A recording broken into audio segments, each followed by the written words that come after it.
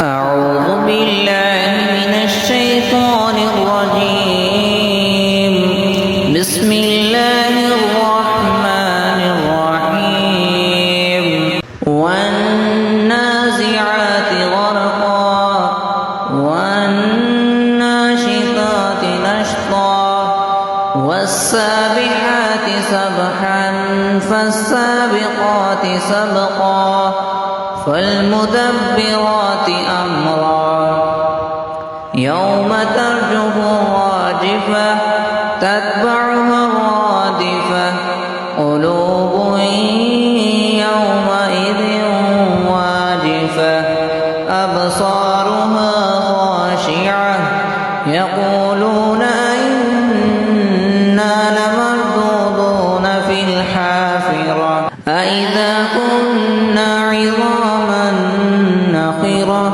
قالوا تلك إذا كرة خاسرة فإنما هي زجرة واحدة فإذا هم بالساهرة هل أتاك حديث موسى إذ ناداه ربه بالوادي المقدس طوى اذهب إلى فرعون إنه طغى فقل هل لك إلى أن تزكى وأهديك إلى ربك فتخشى فأراه الآية الكبرى فكذب وعصى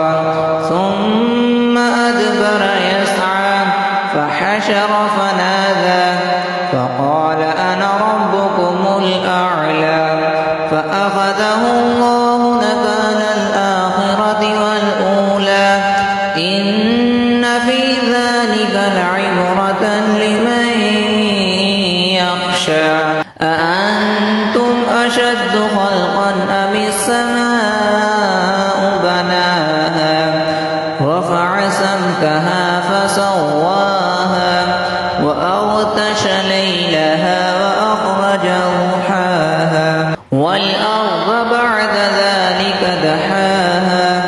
أخرج منها ماءها ومرعاها والجبال أرساها متاعا لكم ولأنعامكم فإذا جاءت الطامة الكبرى يوم يتذكر الإنسان ما سعى وبرزت الجحيم لمن يرى فأما من طغى وآثر الحياة الدنيا فإن الجحيم هي المأوى وأما من خاف مقام ربه ونهى النفس عن الهوى فإن الجنة هي المأوى يسألونك عن الساعة أيان مرساها فيما أنت من ذكراها